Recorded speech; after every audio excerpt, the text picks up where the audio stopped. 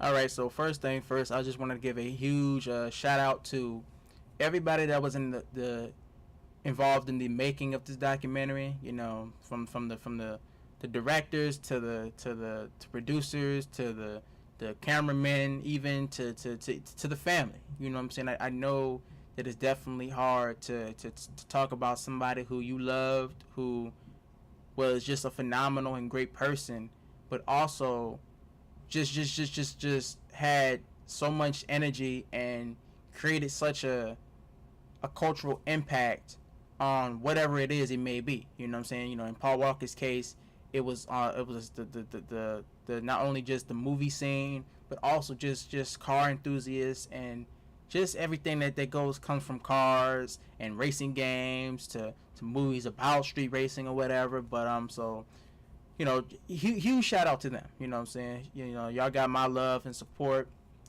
But I wanted to do this because one of the things y'all know about me is that, you know, I love cars. You know what I'm saying? I love racing games. I love cars, period. You know, my favorite car, R34 GTR. Said that in my last video. You know, but one of the reasons why I have such a huge love for the cars I have is pretty much because of what Paul Walker did in the franchise. Because even though I did get into Need for Speed and Forza a little bit before I got to Fast and Furious. Well, not so much Forza, but Need for Speed. And even though I played those first, you know, those games were pretty much influenced by the Fast and Furious series, especially with the Need for Speed Underground games and such. So, you know, I have to show my respect to Walker, as he just was my favorite actor. You know what I'm saying? I love the guy. I love seeing him on screen. You know, in the movies. You know, people can say what they want about the Fast and Furious movies, but it was always a good thing to see. You know, Brian O'Connor in this character. I just love his character. You know, I think most people would say they did too. You know what I'm saying? But just starting off, you know, with the documentary. They first, you know, just kind of discuss how Paul Walker grew up and the kind of environment that he was in. You know what I'm saying? You know, talking about the brothers and his sisters and his parents and the kind of lifestyle that he liked to have and everything, or liked to live, you know, growing up. And just basically, and they pretty much kind of just started off with things that, you know, that most of us probably didn't even know about Paul, you know. Because, you know, to be honest with you, know, most of us, you know, when we think of Paul Walker, you know, we think of Brian O'Connor, we think of Fast and Furious, but he has a pretty big catalog of stuff before then. It's just none of the movies were big or hits and stuff like that. He played small roles in movies or things like that, or just the roles that he had in just didn't make him big like that, like he was after the first Fast and the Furious. But and it was basically just kind of just, you know, telling us his mentality towards acting, or what he thought about acting. And it's funny because, you know, they were talking about how he didn't really feel like he wasn't too into the acting stuff too much. You know, it wasn't like he hated it, but it wasn't something that he thought about all the time, or something that he truly wanted to devote all of his time for the rest of his life to. You know, and like I said, I find that interesting because just think about the fact of him not becoming an actor, not taking the first role as Brian O'Connor in Fast and Furious. You know, think of how much impact we would have lost out on if he were to never, you know, do those roles. And I think that's just something that's interesting, and that's something that we don't really think about. You know what I'm saying? You know, it's always those thin lines between things that can cause a lot of impact and impact that we miss out on. You know what I'm saying? Impact that we would have seen if someone didn't do this or do that. But, you know, they were basically just talking about, you know, how it was for him, you know, acting, and one of the things that interests me was just the fact that this man once he got big, or I guess it was around when he got big or so, he wanted to keep the same people that was around him when he had nothing or when he didn't have money, And I think this is a pretty big thing, because we see people when they get money or when they finally get famous, you know, they start to kind of lose who they were. And I'm not saying you can't change your mindset and grow as a person, but some people, you know, they kind of they start to cut off people. You know, they start to just do things just for the fame and the money. And Paul, he seemed to be that opposite. You know, he seemed to he still wanted to be around his family. He still wanted to be around the friends he grew up with. He still wanted to be around the same managers and whoever helped him get to where he were to where he was. You know, when he got big. You know, and I think that's something that a lot of us should respect, and a lot of us should definitely could learn something from, because you know too many people are out here, you know, they switch up on you just because they have a little bit of money, or they get this false representation of life, thinking that they're bigger than people because of how much money they make or how much fame they have. So I'm glad that he was able to keep that mentality. You know, another thing they was talking about too was just basically once he got into Fast and Furious, he couldn't stop acting. He wanted to act. That was something that he finally made his decision to say, you know what, this is something that I want to do, you know, full time now. You know, and matter of fact, he was trying to do so much with acting that he wanted to be Superman. And I think that's, which I think that's would be a little bit of a stretch for him, you know, but it just kind of amazes me how, you know, certain people, you know, how he didn't really have this love for acting, but it took one role for him to say, you know what, this is something that I really want to take seriously now. And I thought that was great. And they also just, you know, talked about how, you know, he wasn't the kind of person where you could just boss around. You know what I'm saying? He was a person where he knew his limits. He knew when there was time to say, you know what, let me stop, let me take a break real quick. And he would go back, you know, because, you know, most of us probably do know that he was a surfer at heart, you know what I'm saying? Or I won't say just at heart, but he loved to surf. You know, I guess it, you know, helped him, you know, think better and everything, and just get more ideas in your head, or just relax and things like that. And he loved doing, you know, extreme stuff anyway. So he would just take a break and just go out into the ocean and just ride waves and stuff like that, and come back when he feels like he's ready to go at it again or whatever. And you know, he would really put in the work too. They also talked about how much of a helpful person he was. You know, he loved helping people.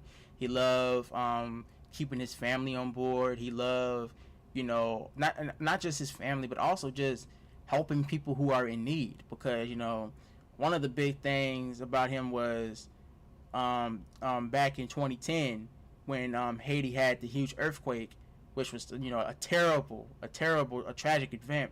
He dug into his own pocket, because they couldn't really fly people out there. I don't know if it was just at the time, or maybe it's still like that, I don't know, but they couldn't fly people out to Haiti like how you could fly out to California, or how you can fly out to Las Vegas or whatever. You know, he contacted some firemen and said, hey, look, this is what I'm trying to do. I want y'all to help. I need some help doing this. And, you know, they did it. You know, they found a way to go over to Haiti, and they helped people. You know what I'm saying? They did all that they could to help people. And that's when his organization, you know, he started his organization. And that's what also something else that I find so fascinating about his character, was the fact that this man could not only create his own organization or his own charity organization, and not only help others, but keep it away from the press, keep it away from the media. You know, just keep it on a level where, you know, we go out and we just help people. I think that that's something that a lot of people in this age can learn from, because so many people are so based off of, okay, no matter what it is, as long as it gets me clout, as long as it gets me fame, as long as it gets me money, then it's fine. Or if it doesn't do that, then I don't want to do it. And I understand you do have to, you know, put food on your table. You know, I gotta eat. You know, you gotta eat. Everybody gotta eat at some point. But at what point does it stop, and you have to look back and think about, okay, am I sacrificing my integrity as a man or as a woman? You know what I'm saying? And that's one thing I said I just love to hear that we had somebody who, because we don't see a lot of that stuff, or a lot of that stuff don't get brought to limelight. A lot of people do things, but they don't get the attention doesn't get brought to it. And I'm just glad that he didn't want the attention anyway. What I'm saying? He probably was going to get out there or not, who knows?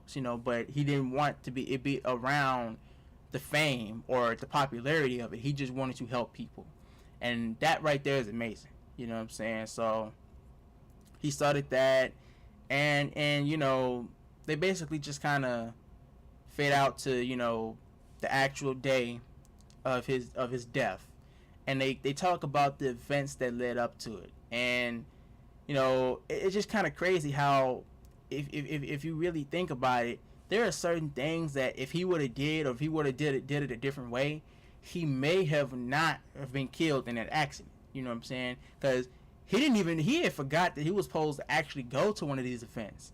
That's what they said, because he had got a text from, I think it was his manager or so, and he said, "Oh man, you gotta be at this event at a certain time." And Walker was with his mom at the time, and he said, "Oh man, I gotta go to this toy drive," and they were supposed to meet up later in the evening or so, and we all can I guess we all know what happened, later that day, and I'm hearing them talk about what actually happened, that caused him to get killed. And if it's a very haunting thing to think about, because first thing first, I'm not a sadistic type person. You know what I'm saying? I am not the kind of person that, I don't have the heart to wish any type of death or torture on anybody. No matter what you may have done, I'm just not the person to do it. Maybe other people can, but I'm not. So for me to especially talk about him like this, but or anybody, but especially him, somebody who I looked up to, because I remember what was going on that day, and hearing them talk about it, it really is a haunting thing, because they were talking about, just because I don't know if any of y'all have ever been in car accidents before. I'm sure some of y'all have. I've been in a few, and there's a feeling you get. I don't know if it's a dreading feeling. I don't really know how to really explain it to a T, but it's this feeling that just washes over you. And it's almost like it goes into slow motion. Things just slow down. You know what I'm saying? Like, it takes forever for the actual impact to happen. I've never been in a car wreck before. I've been in a few car accidents. And so I have experience with this. And I'm sure y'all know what I'm talking about too. And it's just something to really think about, just the fact that a person that was this kind and this nice and this grounded had to go through such a traumatic event. And because they basically said that once the impact happened, he was unconscious from the impact, and the car just shot up in flames, and he burned alive. And that's something that was just so hard to listen to, because just imagine being burned alive. Like, just imagine being in a situation where you can't get out of, and you have to just burn. I know he wasn't conscious, so he probably didn't feel the pain. But just think about anybody being burned alive like that. It's definitely something that it's hard to, comprehend and to talk about. But yeah, and like I said, just after just watching this, it just made me really just go back and just appreciate the person that Paul was, because like I said, because they go over things in this film or in this documentary that I didn't know about Walker. Maybe some of y'all did, but I didn't know. And overall, I just find it very, very interesting, and it's just something that it just really made me just go back and think, and I really wanted to make this video. So that's all. That's it. Y'all. This documentary was great. I recommend you watch it if you haven't watched it. I don't know if it's gonna be airing again on the same channel, or I think it might be on demand if you have Comcast. I don't know, or eventually it's gonna be on YouTube. So I guess if you want to wait till it's on YouTube, you can do it then. But however you watch it, If you're a Paul Walker fan, I recommend you watched it. You probably have watched it, but if you haven't already, you should. Or if you're just a fan of his character, Brian O'Connor, and you love Fast and Furious, you definitely will love. You should watch this, and you definitely will have a definitely a more respect for him as a person. You know what I'm saying? Just going back in retrospect and looking at him as a person. You know. But like I said, that's it, y'all. You know. I hope y'all enjoyed the video. You know, comment down below. Did you love it? Did you hate it? Let me know. Let me know. You know, it's your boy IMO TV signing off. Hope y'all have a great day. Peace.